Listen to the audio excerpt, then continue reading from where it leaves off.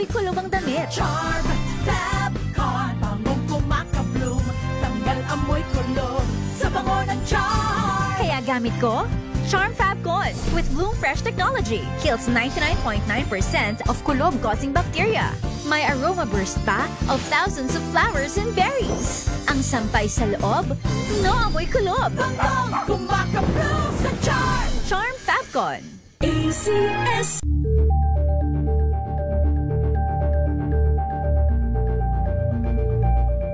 Hello, Washi! Laundry day na naman! Yay! Anong meron? Mancha ng chocolate, Oh. putik, may libag pa! Kaya natin yan! With Pride Washing Machine Detergent, may triple stain-away formula. Tanggal ang makapit, madikit, at malupit na dumit mancha. Kaya easy-easy ang labada. Mula noon hanggang ngayon! All you need is pride. All you need is pride. ACS.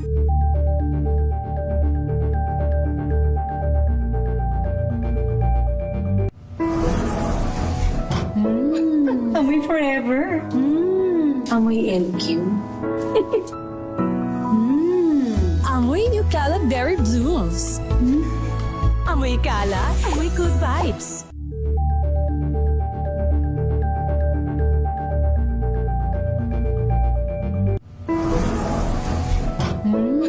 Amoy forever. Amoy LQ.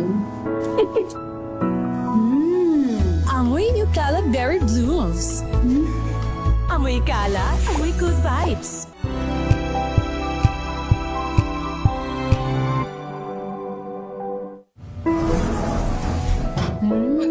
Amoy forever. Amoy LQ. Amoy New Cala Berry Blooms.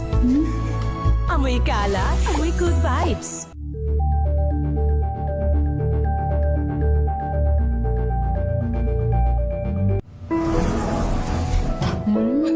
Amoy forever. Amoy LQ. Amoy New Cala Berry Blooms. Amoy Kala, amoy good vibes.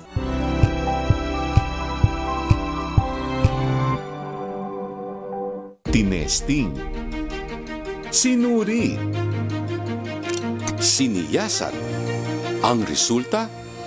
Super effective ang Shield sa pagpatay ng bakterya at virus. Shield Antibacterial Soap. Believe ang mga eksperto sa Philippine Nurses Association. At si Mami, Tiwala ako sa Shield. Shield Antibacterial Soap. Napatunayang mabisa. Ang mga nurse, tiwala. ACS. Tanggaling-galing mo. Smart dishwashing paste ko. Pritong ulam na masebo. Plato o kaldero. Tanggaling for everyday. Ganyan pag smart ang dishwashing paste. May double tanggaling formula. Tanggal ang sebo, tanggal ang bakterya. Pahit para walang bahid. Linis fantastic sa metal at plastic. Number one ko to. Tanggaling-galing mo. Smart dishwashing paste. ACS. Sa lahat ng bagay, simula pa lang, siguraduhing max protection na. Kasi pag kulang ang proteksyon, baka madaling masira. Sa ngipin, dapat may max protection din. Max Alaga ng Unique Toothpaste. With Max Protect Formula, helps stop cavities before they start, while keeping breath fresh. Try Unique Maximum Fluoride Protection. Para Max Alaga, Max Protektado. ACS. Wow, ang saya. Isang barangay na labada, puro mancha pa. Goodbye, pahinga. Mommy, isang laba lang yan sa Pride Bar Blue. May powerful stain-away enzymes na malupit sa dumit mancha. At di masakit sa kamay. Isang laba lang yan. Hello, pahinga. Hello, Pride Bar Blue. ACS. May nagbago. May arte. May budget.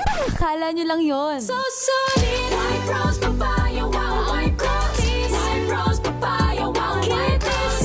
White Rose Papaya. May glow up with a White Rose Papaya. White Rose Papaya. May puti power times 2 kasi may papaya at niacinamide. May shea butter and tea tree oil pa. Kutis sulit ang glow up. Glow up with a White Rose Papaya. White Di sulit ang glow up. Amoy forever. Amoy LQ. Amoy New Caleb Berry Blooms. Amoy kalat, amoy good vibes. Jiggy Manikad po. Bilang isang broadcaster, mahalaga sa akin ang tamang impormasyon. Sa lahat ng bagay, kahit sa food supplement, mapanuri ako. Kaya dito ako sa subok ng MX3 capsule. Ito'y may alpha, beta at gamma mangosteen. Para sa akin, sigurado ako sa MX3 capsule. Dito ako believe. Mahalagang paalala, ang MX3 capsule ay hindi gamot at hindi dapat gamiting panggamot sa anumang uri ng sakit. Amoy forever. Amoy LQ. Amoy New Caleb Berry Blooms. Amoy kalat, amoy good vibes.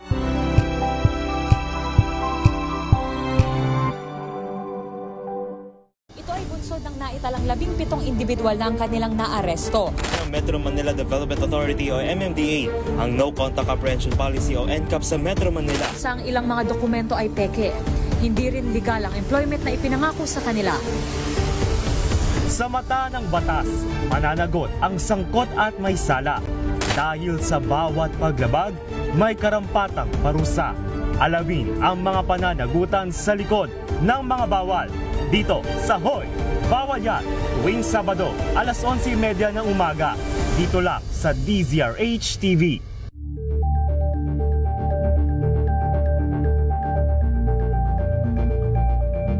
Curious ka ba sa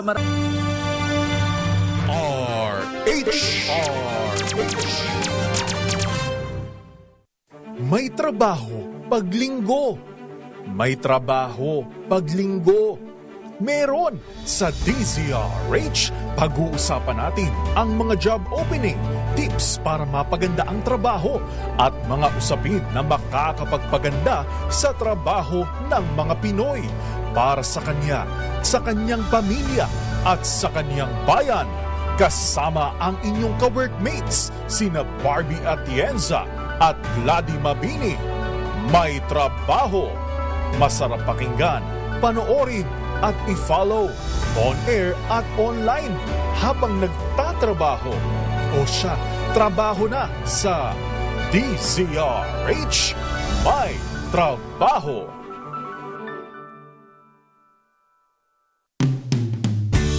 May trabaho. Kaagapay ninyo sa paghahanap buhay. May trabaho. Kaagapay din sa pananagumpay. Kami sumasaludo sa inyong talino, tiyaga at galing. Aming handog sa ating kapwa Pilipino. May trabaho. At magandang hapon po sa inyo lahat. Nagbabalik po ang inyong programa tuwing linggo ng hapon. Ito ba may trabaho? Hindi na tungkol sa trabaho, kundi tungkol sa buhay. Ako ang inyong workmate, Barbie Atienza, at sa labas ng studio. At siyempre, kasama natin ang partner ng bayan. Hindi tayo makukumpleto pag wala yan eh. Kaya, nandiyan ang ating partner, Gladys Mabini. Yes. Magandang hapon sa Parts. Parts, magandang hapon sa iyo at sa lahat ng ating mga kamanggagawa na nakaantabay na sa ating palatuntunan. Pagbati po ng isang magandang hapon sa inyong lahat. Partner, basta, ikaw ba'y nasa Metro Manila or nasa biyahe? Nanatili ako sa Metro Manila pero dapat pupunta ako doon sa sa San Fernando, Pampanga. Kaya lang medyo madaming inaasikaso rito, hindi na nakalis. Pero ganoon din, sa dami ng inaasikaso, hindi na rin ako nakapunta sa studio. Pero hindi naman natin pwedeng kaligtaan ang ating programa. Siyempre. Kasama natin yung ating mga suki dito sa May Trabaho. Right, Ikaw, right. Oo. Okay naman. Actually ngayon, nandito tayo sa Well, nandito ako sa station ng 96.9 radyo natin Kalapan. Oo, ang ating radyo natin ay ang mga provincial stations ng MDC, no? At station ng DZRH. Nandito ako ngayon sa radyo natin Kalapan at binabati natin ng isang magandang hapon ang lahat ng mga taga-Oriental Mindoro na laging nakaantabay sa ating mga himpilan. Hindi lang sa 96.9 radyo natin Kalapan City, but also sa 105.3 radyo natin Pinamalayan at 103.7 radyo natin Bungabong, partner. Ayan. Yun, mabuhay-buhay lahat dyan. Sila ang dahilan at ako nandito sa Oriental Mindoro. Oo. Parts, Merry Christmas. Maginaw dito. Maginaw dito sa Metro Manila. Walang biro. Ako hindi ginawing tao, pero itong nakalipas sa mga araw, ang ginaw dito. Oo ay, nga, talaga. Actually, dito rin naman sa Oriental Mindoro. In fact, hindi na kami nag-aircon sa gabi eh. Yun, kasi talamig na eh. Oo, malamig ang panahon natin. Buti na lang kahit papano, no, makakapagpahinga tayo sa mahal na bayarin sa kuryente kada katapusan ng buwan. Sinabi mo nga. Pero hindi talagang masarap yung simoy ng hangin. Nilalasap-lasap ko nga talaga. At sana, baka pwede lang ganito the whole year round. Maganda rin eh. At alam mo ba, parts ang advantage kapag gantong malamig ang panahon? Walang lamok. Walang lamok. Ay, oo nga. Napansin ko din. Hindi sila nakakalipad. Hirap na hirap sila lumipad. Kasi, kapag malamig. Oo. Kasi naka-jacket. Mabigat. Sabi ko na, iniisip ko, totoo ba? Hindi sila nakakalipad pag malamig ang panahon. Maniniwala na sana ako, partner. Ikaw naman. Ay, nako. Pati pagligo sa umaga, nako, hirap na hirap talaga. Yun lang, sa bagay, malamig naman. Huwag na kayong magdididikit sa mga katabi nyo at baka pag minaamoy kayo, unawain nyo na lang. Malamig ang panahon. Yun na kaagad yun. Anyway, partner, yung ating mga kamanggagawa na nakaantabay sa atin sa official Facebook page ng DZRH, binabati natin si Mirna sa tour sa Balboro. Ayan, shout out daw. Hello sa iyo, Mirna. And of course, sa lahat ng ating mga kamanggagawa na nakaantabay sa ating palatuntunan. Hopefully, partner, ay ang pag-usapan natin today ay makatulong sa ating mga kamanggagawa sa kanilang pagharap na muli sa bagong linggo ng paggawa. Diba? Dahil lahat naman tayo, lahat naman tayo, partner, talagang pag tumuntong ka sa tamang edad, inaasahan na magtatrabaho na, 'di ba? Magko-contribute sa kung ano man ang mga kinakailangan, mga living expenses ng pamilya. Kaya mahalaga din na meron tayong mga pinag-uusapan na nakakatulong sa ating pang-araw-araw na pagharap sa ating pagtatrabaho. Kasi kung puro naman din tayo trabaho, 'di ba? Tapos kulang tayo ng motibasyon, parang napakahirap ng ganoong buhay. No? Tsaka importante yun yung babalansin mo. Tawag nga nila work-life balance. Habang ikaw ay nagpupunyagi sa yung trabaho, kailangan meron ka rin puwang para minsan kailangan mag-relax ka rin. Hindi lang relax, hindi lang yung pahinga, kundi yung tinatawag nila recreation. Yung mag-iba yung yung takbo ng pag-iisip, ng iyong mood, ng iyong temperatura, medyo recreate yourself, restart, kumbaga. Di ba? Yun ang importante. Pero alam mo, partner, yung masipag, pero wag naman yung bugbugan. Mahirap din yan. Di ba? Yeah, oo. Pero alam mo, partner, dito sa Pilipinas no? Sa Pilipinas, kailan ba yon? I think 2 weeks ago na meron akong nabasa na pagdating sa work-life balance ay medyo tabingi ang ating standing. Ibig sabihin, wala tayong ganon dito sa Pilipinas. Siguro dahil mataas yung living expenses compared sa sinasahod ba natin? Palagay mo? Well, ang problema kasi, Pards, yung ating employment rate, hindi lang yung dami ng tao na nagtatrabaho at hindi nagtatrabaho, kundi yung employability rate, kumbaga. Yung kinikita, hindi sapat Laging kinakapos kasi sa taas ng bilihin, tapos sa baba ng sweldo. Kuminsan, dalawa na yung trabaho mo, hindi pa rin sapat. Or may trabaho ka na, may negosyo ka pa, hindi pa rin sapat, lagi kapos. Talagang nabubugbog nga yung pangangatawan at pag-iisip dahil tuloy-tuloy. Tapos sabi mo nga kanina, yung mga bata na magtapos ng pag-aaral sa hustong edad, nagtatrabaho na, yung iba naman yung nakatatanda, kahit na husto na yung edad at lampas-lampas na, hindi naman makapag-retiro. Paano? Kailangan pa rin bumili ng gamot, magbayad ng kuryente, magbayad ng upa. Kahit yung iba dyan, mga 66 na, 67, aray ko, ako yata yun. Nagtatrabaho pa din. Hindi pa rin pwede mag-relax, di ba? Although, yung iba naman by choice. Yung iba by choice. Kaya ko, I don't think, parts hindi ko, sa tingin ko, never na ako magre-retiro. Siguro pwede ako magretiro sa trabahong kumpanya, sa corporate. Pero hindi ko ma-imagine yung sarili ko na walang ginagawa. Yung walang gagawin, yung pa-relax-relax lang. Nakakaingit ko minsan, pero pag nababasa ko, nakikita ko, may mga kilala ko na naretirado na nga at meron naman sapat na inipon. Kaya pupunta na lang sa beach, nagbuburakay, manonood na lang ng mga dumaraan sa harap nila.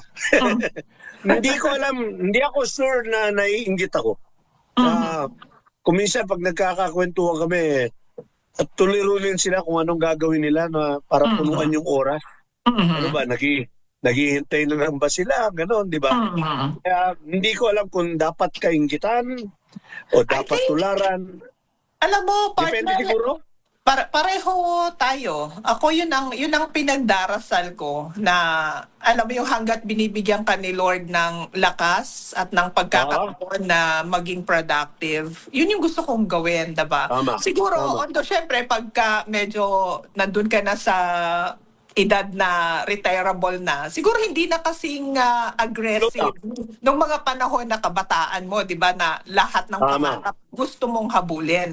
Ang sinasabi ko ay yung productive ka pa rin, di ba? Yung meron ka pa rin nagagawa. Kasi realidad ng buhay. Diba, realidad ng buhay, partner, habang tumatanda tayo, may mga lumalabas na mga aray-aray na kailangan ng maintenance, diba? Yung mga pambili mo ng ganito, pambili mo ng ganyan. Siyempre, kapag nasanay ka to take care of yourself, parang nakakahiya na pagdating sa time na ganoon ay iaasa mo yung pangangailangan mo sa iba, kahit pasabihin ng mga anak mo yan or kapamilya mo, diba? Kami bahala. Part ng ating pagiging responsable, partner. Nung araw. Gusto mo na. Sabi mo, Pards, Nung araw, kinakanta lang natin yung head, shoulder, knee, and toe. Ngayon, pinapamasahin na natin. Masakit Masakit na, di ba? Pero hindi, it's not to judge. Hindi natin inusgahan yung mga desisyon nila magtrabaho ng tuloy-tuloy pa rin kahit na nasa hustong edad na or lampas na sa retirement age. Yung iba naman, ang ambisyon nila sa buhay to retire at 40. Hindi natin sinasabing mali, hindi natin sinasabing tama. Pero siguro kanya-kanyang perspektibo, sa kanya-kanyang pagkatao, kung anong bagay, di ba? Agree. Oo. Hindi natin, we are not judging. We were just saying, kung saan ka masaya. Kung saan ka masaya. Kumbaga sabi nga, nung mga kabataan, walang basagan ng trip. Diba? Yung sa atin lang, siguro partner, yung sa atin more on sinishare natin, yung personal natin, base sa gusto natin at pinagdarasal natin at pinapangarap natin, na sana pagdating ng time na yon, we can still be productive. Lalo na ako, partner, alam mo, pangarap ko, partner, na kapag kahit matanda na ako, alam mo yung pag-aagawan ng aking mga apo na pumunta sa akin. Bakasyon ka na lang. Hindi kaya ko silang i-spoil kasi meron pa ako pang-spoil dahil productive pa, diba? But of course, syempre, yung iba naman na talagang kahit naman na wala silang trabaho ay meron naman silang kinikita pa. May mga passive income na sila na na-establish. Choice naman din nila yon kung gusto na nilang magpahinga, mag-retire. Kasi, kumbaga deserve nila yung ganung buhay na makapag-rest na. Pero Parja, Yeah. Yes, Mark. Hindi obligasyon huwag tayong magkamaling isipin na obligasyon ng ating mga anak. Right. Sila naman na mag-provide sa atin sa pagtanda natin. Pero ganun pa man, sa kabilang dako, hindi nyo nga obligasyon. Pero bilang bilang pagtanaw ng utang na loob or ng pasasalamat doon sa ginawa ng mga magulang natin, siguro kahit anong alaga mo sa kanila, hindi matutumbasan yun. Huwag na tayo magkwentahan, di ba? At sabihin mo, nanay ko naman, nung bata ako, kuripot yan. Kaya kinukuripot ko na rin siya ngayon. Huwag naman ganun.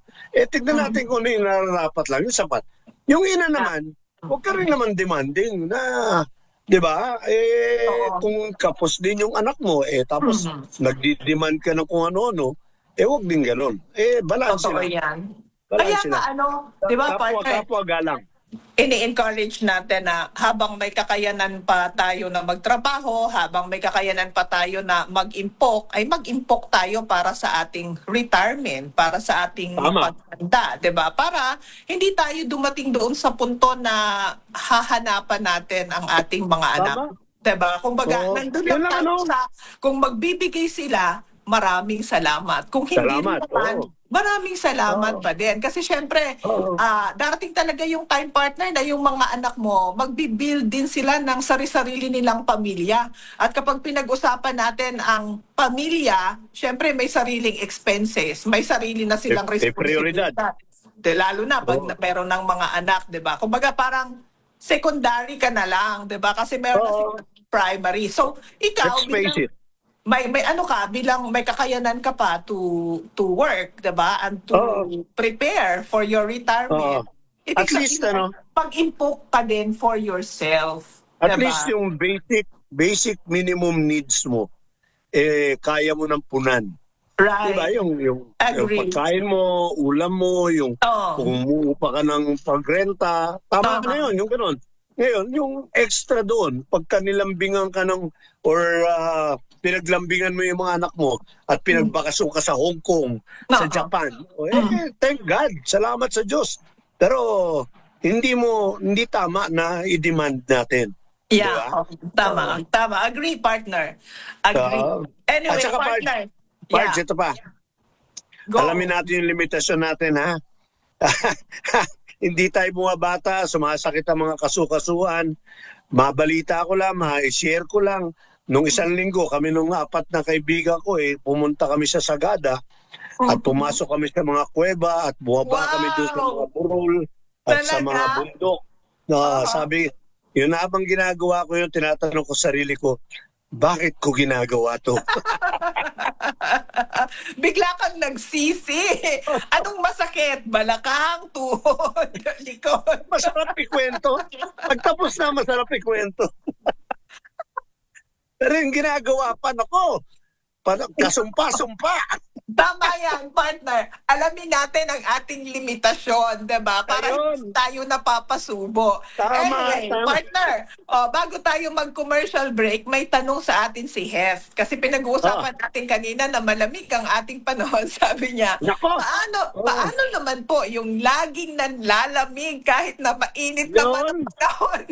Malamig na gabi. Nako, ay Hef.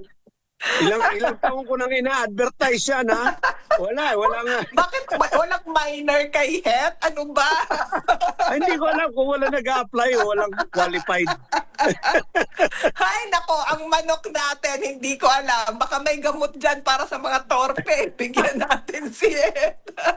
Hi, Het. We love you. Anyway, partner, mag-commercial break na muna tayo. At pagbalik natin, binuksan natin yung tungkol sa work-life balance. Siguro magbato tayo ng ilang mga idea. Paano ba gagawin yon? Lalong-lalo na marami kang responsibilidad, marami kang hinahamon ng mga bayarin. Paano ka pa magkakaroon ng balance? Di ba?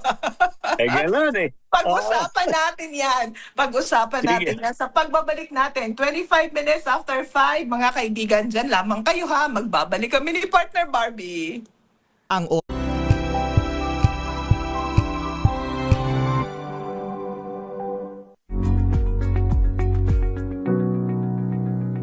This portion is brought to you by HCS Manufacturing Corporation, ISO certified, maker of world-class quality Pride detergent.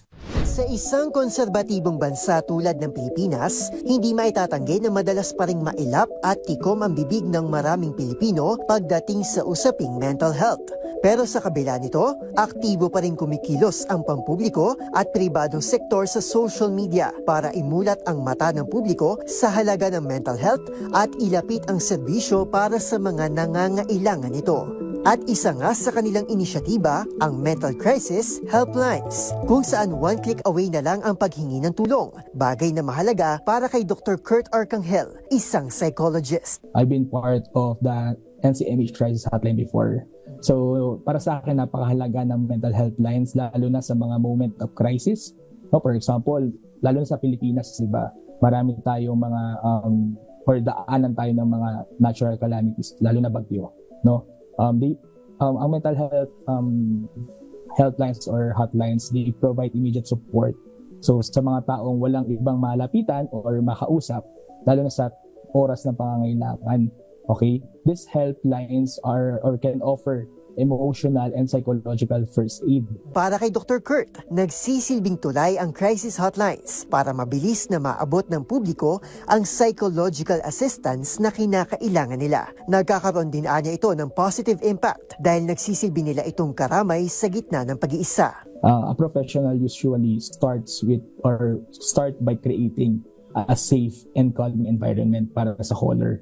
Yan ang number one na dapat tandaan na as a responder, no, syempre they listen actively, alright? Nagpapakita tayo ng empathy at inutulungan natin ang caller na i-regulate ang emotions nila. Paalala pa nito, professional man o hindi, maliban sa pakikinig ay kailangan din nating maging sensitive para tulungan silang maramdaman na totoong may nakikinig at nakakaintindi sa kanilang pinagdaraanan, gaano man ito kabigat. This portion is brought to you by HCS Manufacturing Corporation, ISO certified, maker of world-class quality Pride detergent.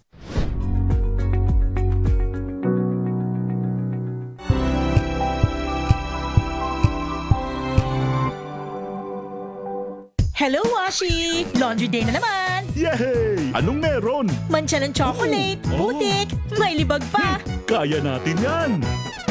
With Pride Washing Machine Detergent, may triple stain-away formula. Tanggal ang makapit, madikit, at malupit na dumit-mancha. Kaya easy-easy ang labada. Mula noon hanggang ngayon! All you need is pride. All you need is pride. ACS.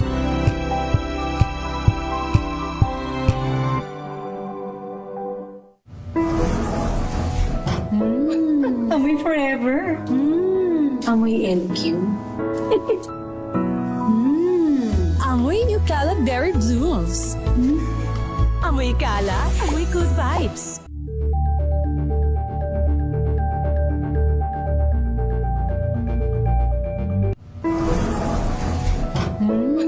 Amoy forever. Amoy LQ. Amoy New Cala Berry Blooms. Amoy Cala, amoy good vibes.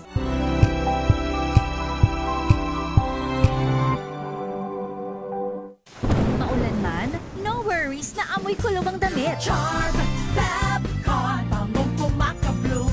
Tanggal amoy kulob sa bango ng Charm. Kaya gamit ko, Charm Fab Con with Bloom Fresh technology. Kills 99.9% of kulob-causing bacteria. May aroma burst pa of thousands of flowers and berries. Ang sampay sa loob, no amoy kulob. Bangong pumakabloom sa Charm. Charm Fab Con. ACS.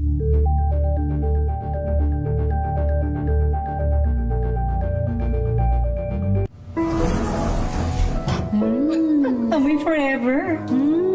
Amoy LQ. Amoy New Cala Berry Blooms. Amoy Cala, amoy good vibes.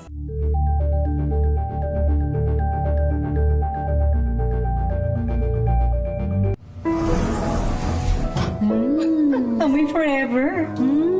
Amoy LQ. Amoy New Cala Berry Blooms. Amoy kala, amoy good vibes.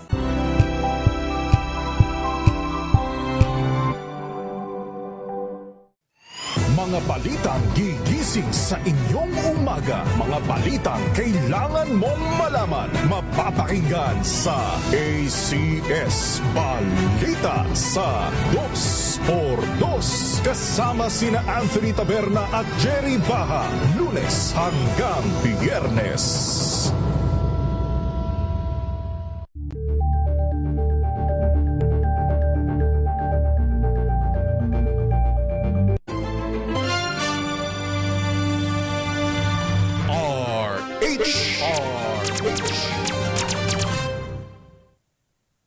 Okay, magandang hapon po at tuloy-tuloy atang ating talakayan dito sa ating programang May Trabaho. Hindi ko na makita yung mga bumabati sa ating parts. Baka meron diyang nagpapadala ng mensahe.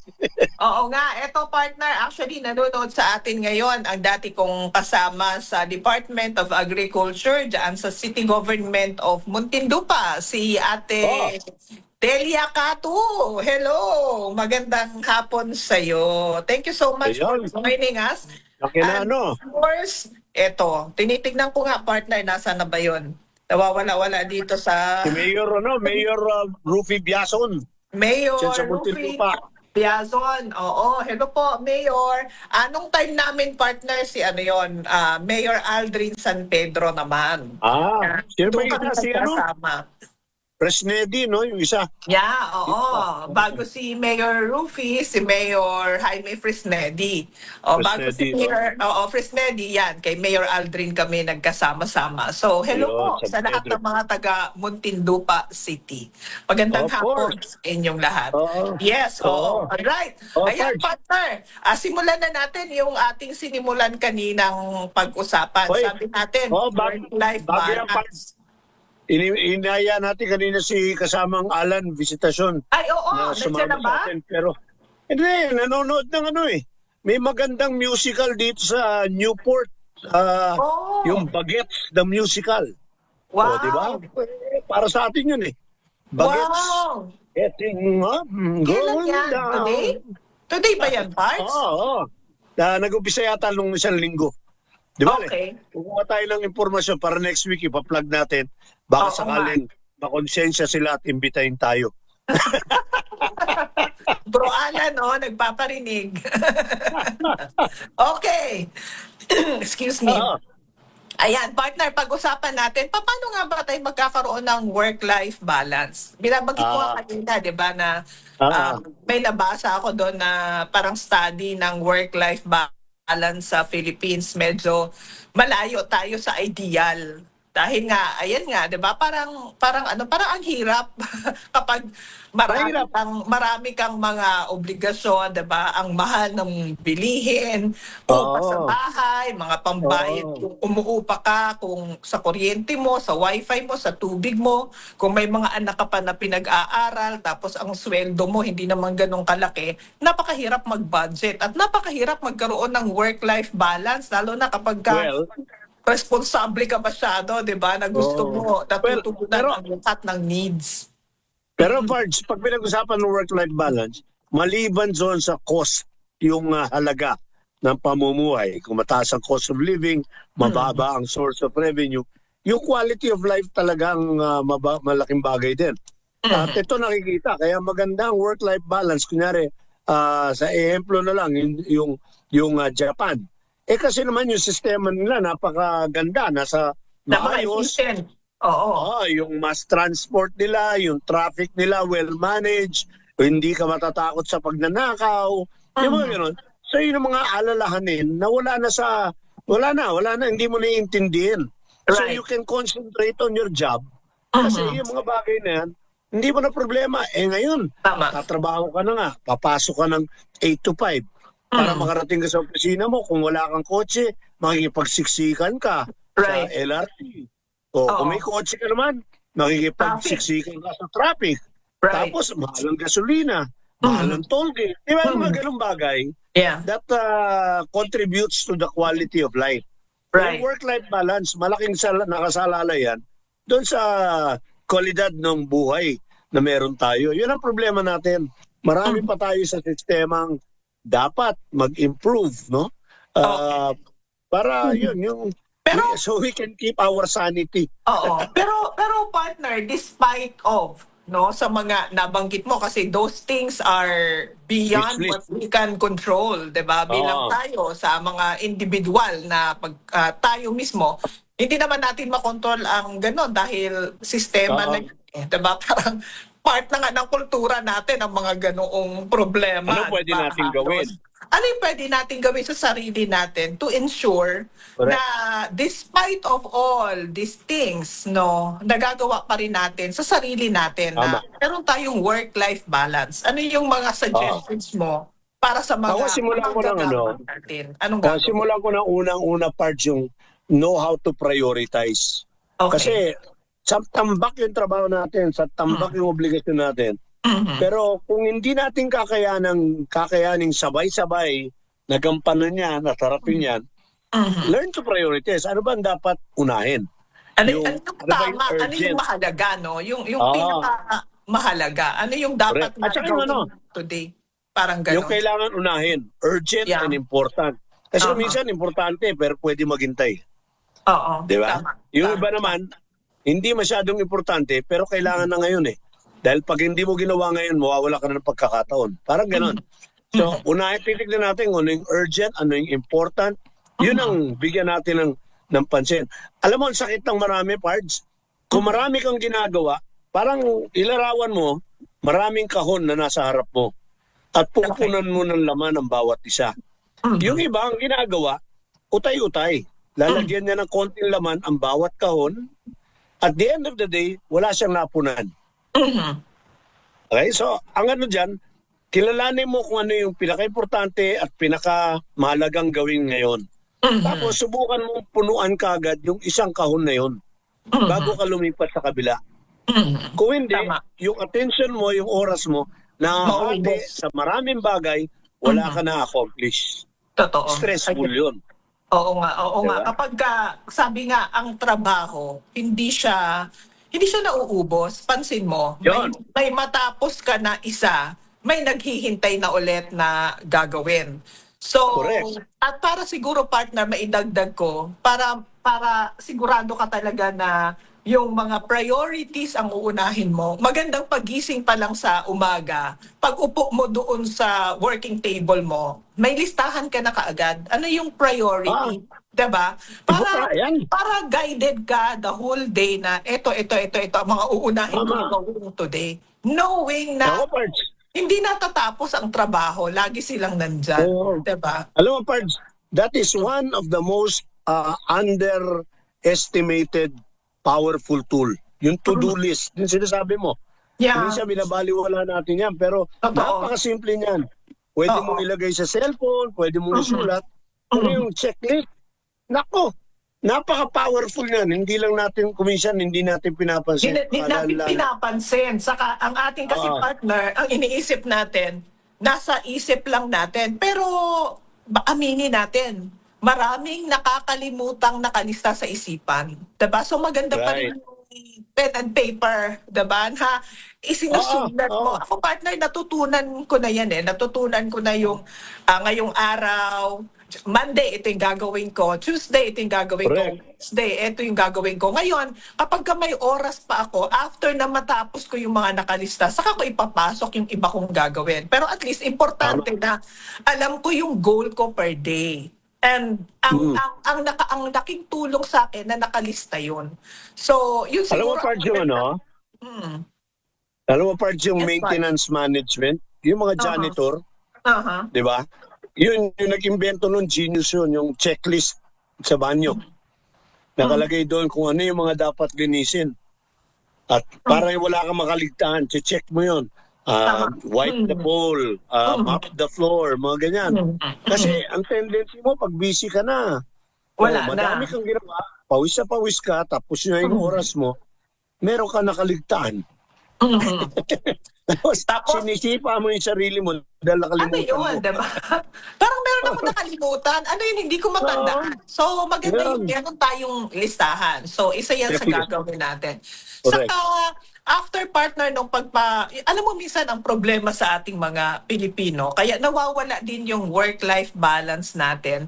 Nahihiya tayo na tumanggi kapag merong ipinapakiusap sa atin. Kasi nandyan palagi yung thinking na, hala, baka magtampo. Hala, baka ma-offend pag tinanggihan ko. Pero alam mo partner, isa sa mga natutunan ko na part ng healthy communication ay yung sabihin mo pag hindi mo na kaya, mag-take It's not a sin to say no. Diba? Diba? Kasi yun, napansin mo Hindi partner, kasalanan yun. o sa ibang lahi kasi, straightforward sila eh. Pag ayaw nila, Correct. marinig mo agad na hindi pwede. Sa atin, sa kultura natin, hindi natin ginagawa yun eh. Parang jahe, nakakahiya. Baka sabihin, maarte ako or baka sabihin ako, may difficult ito. Pero ang mas worse pa doon, umuo ka pero hindi mo naman nagawa. Yun. Di ba? Diba? Kahit sa Bible, nakasulat yan eh. Di ba? Mas mabuti raw yung humindi ka pero nagawa Let your no be no. Diba? And your yes be yes. Ayun. Meron umuo. Yung pala hindi naman kaya. Hindi nagawa. Diba? Mas kasama yun. Kumbaga, Yun ang stressful.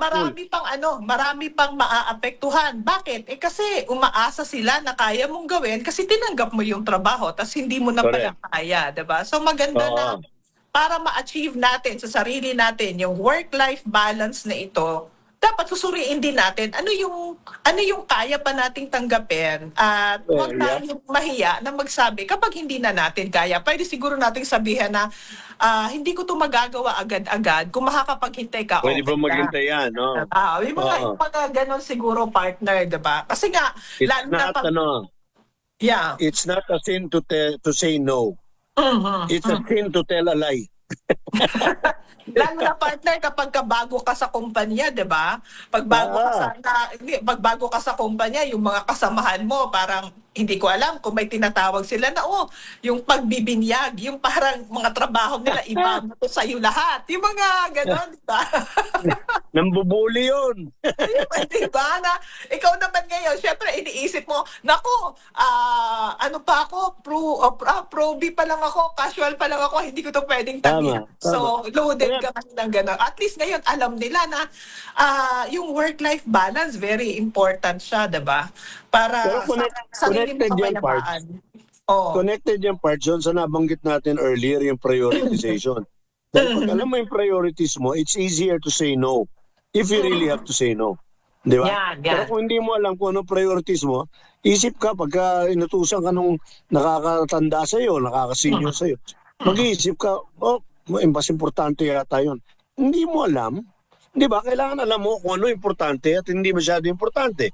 At when you know how to prioritize, that's a good ground to say, oo, sige, akin na. Or, hindi pwede ngayon. Kasi may dapat ako unahin. Alright. Diba? Pag malabo sa'yo yung priority mo, mahirap ka mahirap ka rin tumanggi. Di ba? Nakaka-guilty rin. Diba? Tama.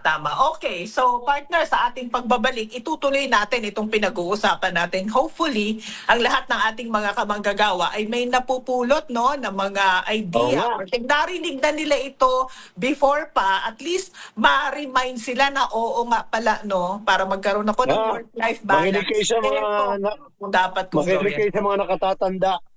Ako lang yun. Malapit na ako, partner, kaya magiging dalawa na tayo. So okay lang yan. Sabi nga, 'di ba, partner, hindi ko inililihim ang aking edad kasi mo na isang blessing, 'di ba? It's okay to be a senior citizen. Huwag ka lang maging senior citizen. Yung senior citizen makasalanan. Tama.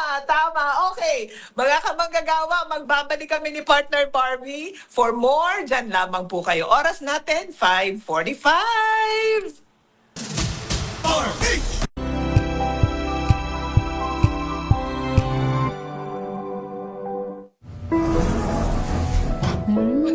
Amoy forever. Amoy LQ. Amoy New Caleb Berry Blooms. Amoy kalat, amoy good vibes.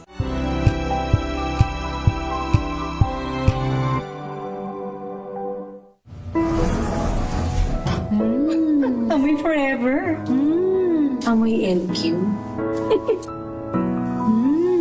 Amoy Nutella Berry Blues. Amoy kala, amoy good vibes.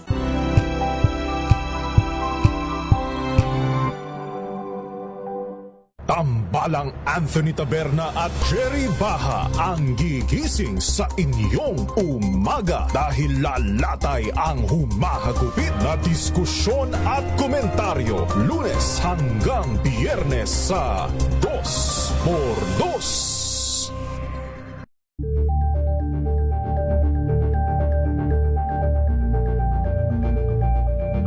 We've got you covered. From the hottest hits, exclusive interviews, kilig to the bones fan meet experience, and hataw performances of your favorite stars. Saturdays, 12 noon, dito lang sa DZRH TV.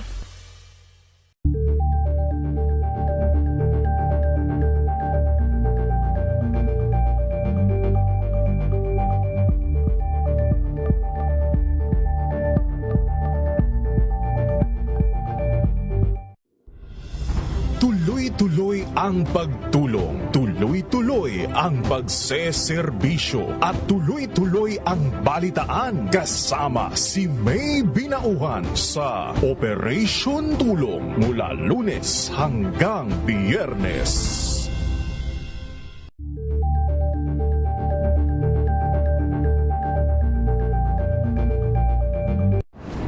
Kung good vibes ang hanap mo, dito ka na sa sigurado! Mula sa mga istoryang nagbibigay ng inspirasyon hanggang sa mga kwentong may dalang solusyon. Mga balitang pampagaan ang pakiramdam at pampaganda ng araw. Hindi lang ba sa good news, kundi the better news. Mula Lunes hanggang Biyernes, 1:00 ng tanghali sa DZRH TV.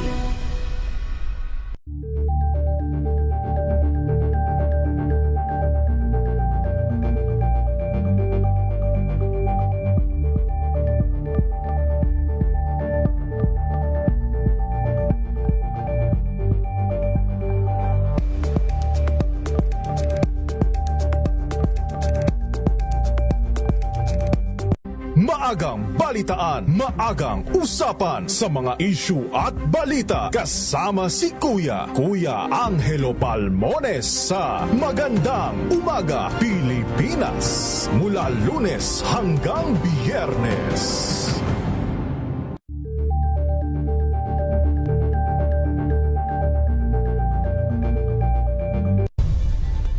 Nagsimula sa pangarap hanggang sa maabot ang tagumpay. Iba't ibang kwento, iba't ibang mukha ng atletang Pilipino. Mas pinatindi, mas pinalakas, at mas pinaaksyon sa Match Point tuwing Sabado, 12:30 ng tanghali sa DZRH TV.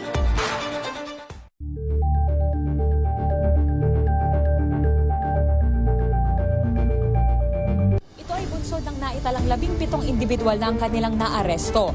Ang Metro Manila Development Authority o MMDA ang No Contact Apprehension Policy o NCAP sa Metro Manila. Sa ang ilang mga dokumento ay peke. Hindi rin legal ang employment na ipinangako sa kanila. Sa mata ng batas, mananagot ang sangkot at may sala. Dahil sa bawat paglabag, may karampatang parusa. Alamin ang mga pananagutan sa likod ng mga bawal. Dito sa Hoy! Bawal Yan! Tuwing Sabado, 11:30 ng umaga. Dito lang sa DZRH TV.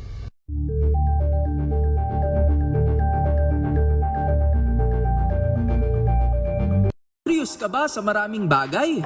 Kami na ang bahala dyan. Aalamin, tutuklasin at bibigyang linaw namin ang mga katanungang bumabagabag sa inyong isipan. Sa programa kung saan ang bawat sagot ay galing lamang sa mga eksperto. Ang Expert's Opinion, tuwing Linggo 3:00 ng hapon, dito lang sa DZRH TV.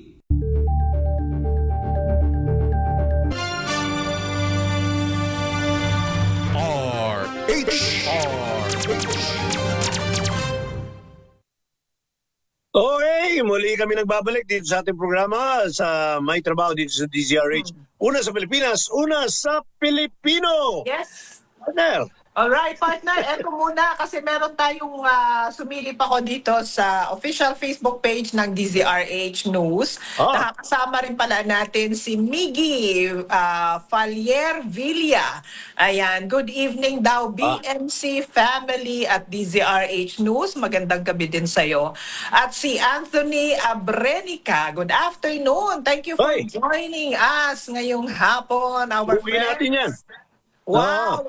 Oh, thank you.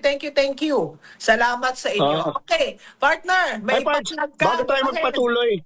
Go! Meron lang ako, no? Total, pero medyo last minute na to. Pero kung kayo po'y nababaybay, napapadpad dito sa banda ng Intramuros, Manila, sa may parte ng Manila Cathedral. Ngayong gabi po, merong special, very intimate concert. Yung ating paboritong international artist na si Mark Velasco na kumanta nung Ordinary Song. Yun ang yung sikat na hit niya, no? Sample daw, partner. Ordinary Song, something like that. Yeah, May poster yata tayo dyan, Pwede ba natin pakita? Mamayang gabi yun, para sa benefit ng ito pa isang proyekto ng Knights of Columbus Manila Council 1000 at ang beneficiary po niyan, yung funds na malilikom dyan, para patayo yung Father Wilman Park dito sa Intramuros, Manila. Yun yung yung Columbus dito sa Pilipinas nung nagsimula rito. Magkano daw ang ticket? Actually, hindi siya for sale. Meron lang nag-welcome ng donation for every ticket. Tapos yung actually yung donation, ang donation is 2,500. May kasama ng steak dinner at saka drinks. Nice! Plus yung show. A night with nights. Yung pala Night with Nights. Kasi Night of Columbus din yan si Mark. Mark Velasco. So, mamaya ito, partner. O yung mga naandyan ay nakikinig sa atin ngayon. Samantalahin ang taon na ito. Go, go, go! Sorry lang. Hindi ko na-plug last week dahil nasa Sagada ako. Yun na nga, inakyat mo, di ba? So, kumusta naman? Nakabawi na ba ang mga tuhod? Inabot naman ng mga Miyerkules, medyo nakadiretso na yung katawan ko. That's good news. Okay, partner, habang may oras pa tayo, ituloy na natin yung ating mga tips sa ating mga kamanggagawa. Sabi natin kanina, para magawa din natin, kahit sa sarili man lamang natin na magkaroon tayo ng work-life balance, pinag-usapan natin yung dapat matutunan natin mag-prioritize. Tapos gawin natin yung meron tayong to-do list every day, diba? Para magawa natin. Tapos binanggit din natin yung dapat matutunan natin na mag-say no kapag hindi na talaga natin kaya, diba? Hindi na kaya ng powers na tumanggap ng mga obligasyon. O partner, ano yung idadagdag mo doon sa mga... Isa pa yung kailangan matuto tayo ng pacing ng trabaho. Alam mo, ang pinakamalaking stressful na nakakagulo sa ating work-life balance, yung nagka-cram tayo yung the last minute. Di ba, kunyari, may 8 oras ka sa isang araw Ito 5 araw sa isang linggo. Pero kung minsan, madami kang oras magkape, mag-makeup, makipag-marites. Tapos pagka dating na ng 3:00, 4:00, tsaka ka nagmamadali. Ginagawa mo lahat ng pwede mong gawin. Nakaka-stress yun. Tapos kung minsan, naobliga pang mag-overtime. Pag hindi pa aprobado ng boss mo yung overtime, overtawad yan.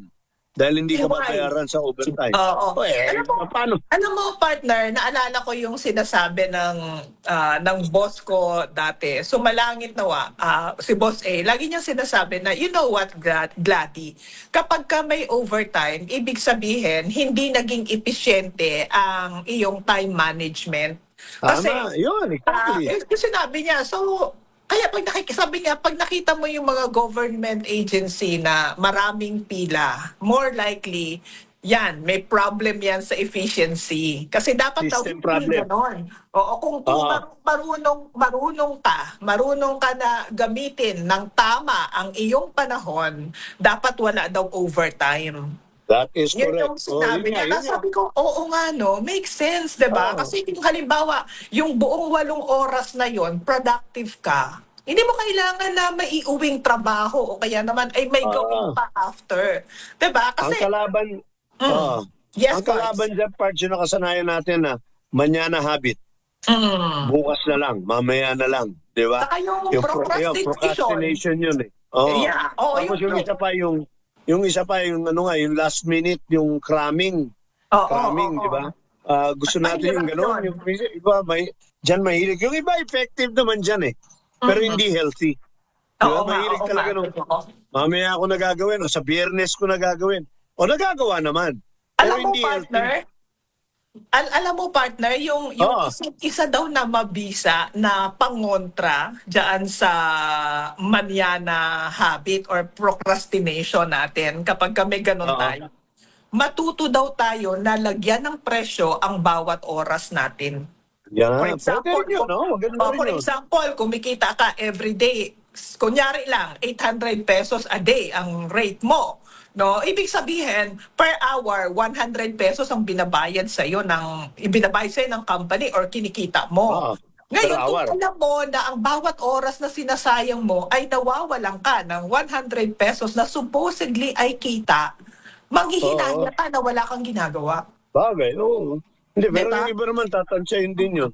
100 mawawala, magpapahinga ako ng 1 oras, sulit na rin.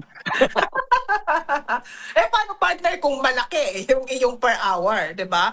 Like kung negosyante ka, 'di ba? Kung negosyante ka tapos meron kang bulk sales mo na kailangan mong habulin, hangga't hindi mo sinisimulan, nawawalan ka. 'Di ba? So, simulan mo na kaagad maging productive. Gamitin natin yung oras natin para we can also stop pag-end ng work hour natin. Kasi alam mo, productive ka naman doon sa mga oras na dapat ay nagtatrabaho ka. Diba? May lalaan mo naman sa ibang bagay, gaya ng pamilya mo, sarili mo, diba? Saka yun partner, additional din siguro no, doon sa pinag-uusapan natin ang work-life balance is ma-identify din natin kailan nagsisimula yung trabaho natin at kailan siya mag-i-end. Correct. Tama. Diba? Kasi kadalasan nga, yun yung pinag-uusapan natin kanina. Kunyari, dapat 5 o'clock tapos ka na. Ang problema mo, ang dami mo pang ang trabaho, so binibit-bit mo ngayon, matutulog ka na lang, ang isip mo tumatakbo pa. Naku, ganito, may gagawin pa ako.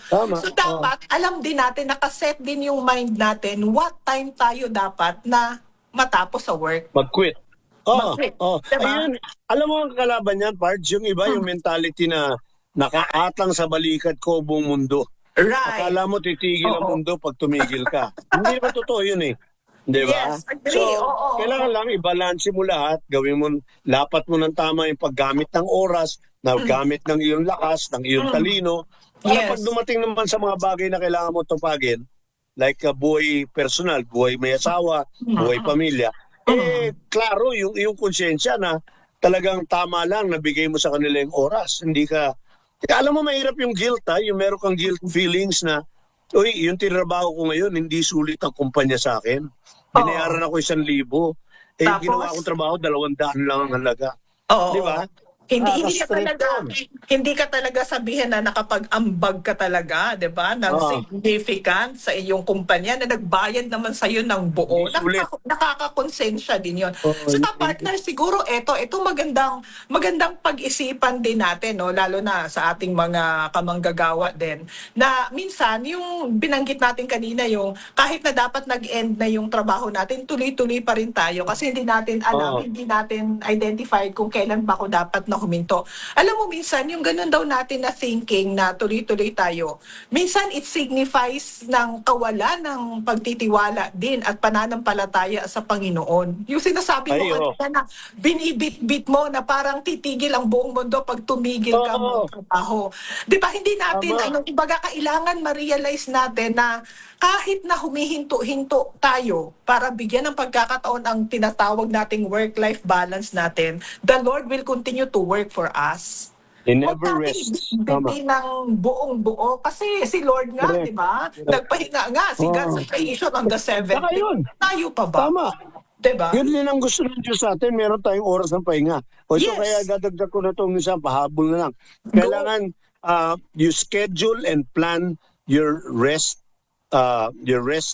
periods. Ibig sabihin, alam mo magandang tip dyan, tignan mo yung ilagyan mo yung kalendaryo ng mga long weekends for the year. Oo. Tapos itapat mo doon yung mga bakasyon mo, dagdagan mo ng 1, 2 araw. Kung meron kang long weekend na 3 araw tuloy-tuloy, dagdagan mo ng 1 o 2 pang araw ng vacation leave mo. Para 5 araw straight yung pahinga mo. Yung mga one day, hindi effective yan. Parang watcha lang. Totoo, oo. Minsan, hirap ka pa doon sa one day na yon. Ayaw mo na maglakwatsa. Bakit? Kasi pag naglakwatsa ka, pag uwi mo, kailangan mo ng pahinga mula sa pahinga. Pagod ka rin. Pagod ka rin. Hindi, tama yun. Ako para sa akin may standard. Ang bakasyon na totoo, at least 5 araw na tuloy-tuloy. Yun ang talagang rest Para and maramdaman recreation. mo, di ba, na na-recharge ka talaga. Anyway, less than that, wala. Kulang. Partner, I hope na ang ating mga kamanggagawa ay may mga napulot na mga kaisipan sa ating mga Sana nga po. tinalakay at sana ay mabaon nila sa pagharap nila sa panibagong linggo na ipagkakaloob sa kanila ng Panginoon. So, maraming salamat. Partner, mag-extra na tayo. So, please go ahead. Ay. Kaya mga kapatid, mga manggagawang Pilipino, nasa husay at galing mo ang tunay na tagumpay ng sambayanang Pilipinas. Ako po ang inyong workmate, Barbie, at yan, sa pagibayuhin nyo, nanalangin, lagi mananalangin. Huwag niyo kakalimutan yan. Ingat kayo. God bless you. Until next time. Maraming salamat po sa lahat ng ating mga nakasama today, yung ating pong mga poging technical people na nag-antabay at umalalay sa amin. Thank you to everyone. Kasama na si Het, definitely. Nandiyan si Het. Hello, salamat po sa inyong lahat mga kamanggagawa. Hanggang sa susunod na muli, God willing, magsama-sama ho tayo. Gladys Mabini po ito, patuloy na sumasaludo sa talino, tiyaga at galing mo, Pilipino. God bless everyone. Oras natin, 6:03 sa buong kapuluan. Bye, Parts! Bye, Parts! May trabaho.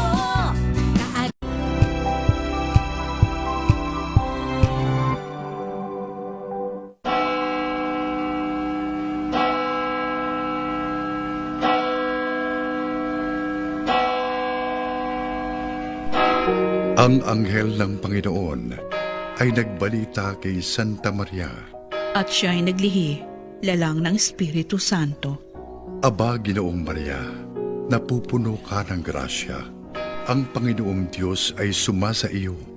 Bukod kang pinagpala sa babaeng lahat, at pinagpala rin naman ang iyong anak na si Jesus. Santa Maria, Ina ng Diyos, ipanalangin mo kaming makasalanan, ngayon at kung kami mamamatay. Amen. Darito ang alipin ng Panginoon, Maganap nawa sa akin, ayon sa wika mo, at ang Verbo ay nagkatawang tao. at nakipamayan sa atin. Ipanalangin mo kami, o Santang Ina ng Diyos. Nang kami maging dapat na makinabang sa mga pangako ni Jesucristong Panginoon. Manalangin tayo. Panginoon aming Diyos, kasihan mo nawa ang aming mga kaluluwa ng iyong mahal na grasya, at yayamang dahilan sa pamamalita ng anghel ay nakilala namin ang pagkakatawang tao ni Jesucristong anak mo, pakundangan sa mahal niyang pagpapakasakit at pagkamatay sa krus, ay papakinabangin mo kami sa kanyang pagkabuhay na maguli sa kaluwalhatian sa langit, alang-alang kay Jesucristo ring Panginoon namin. Amen. Luwalhati sa Ama, at sa Anak, at sa Espiritu Santo.